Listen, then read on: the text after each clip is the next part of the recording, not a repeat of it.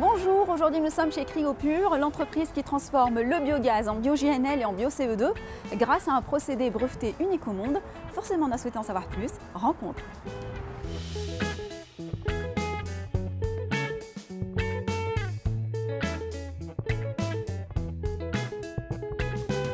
Denis Clodic, bonjour.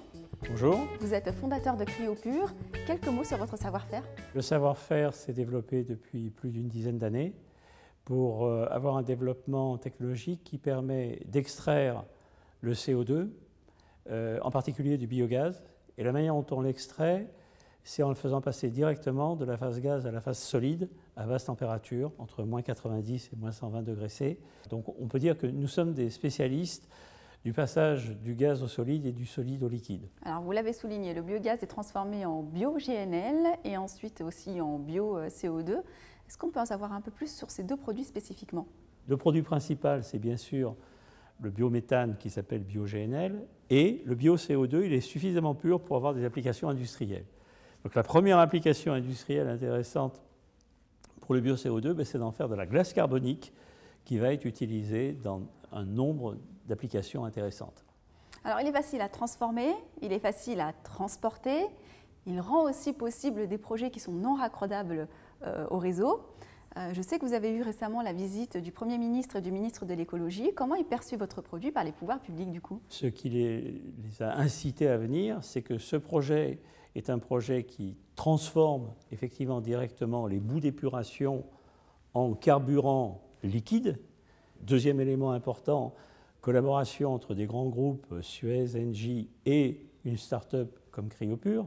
Et enfin, une capacité à partir d'un projet de démonstration vers l'industrialisation. Donc, on cochait beaucoup de cases sur le fait de partir d'une technologie pour arriver à un produit industriel.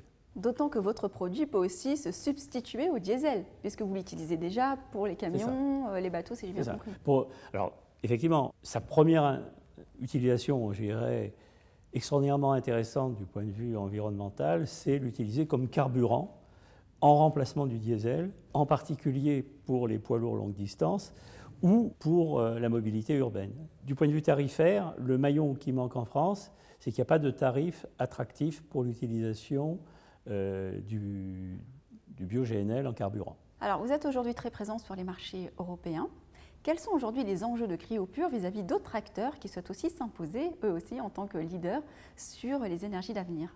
On va avoir surtout des concurrents tout en haut, vers les très gros débits, donc avec des technologies qui sont miniaturisées de ce qui existe déjà pour la liquéfaction du gaz naturel, et puis des tout petits, mais qui ont des limites en termes de puissance. Donc on a des concurrents aux deux bords, et on est quand même majoritairement, je dirais, présent au milieu du segment, qui est quand même le segment le plus nombreux. Et vous avez aujourd'hui de nombreux projets dans de nombreux pays, on peut en savoir plus? Oui, je dirais proche Europe, un cercle d'environ 2000 km. Et puis nous avons des projets, des demandes plus exotiques, donc qui peuvent venir de Nouvelle-Zélande, d'Indonésie. Je dirais on y met moins d'efforts immédiats, parce que quand même la réussite, c'est d'avoir, je dirais, une dizaine d'installations en proche Europe. Merci Denis Clodic.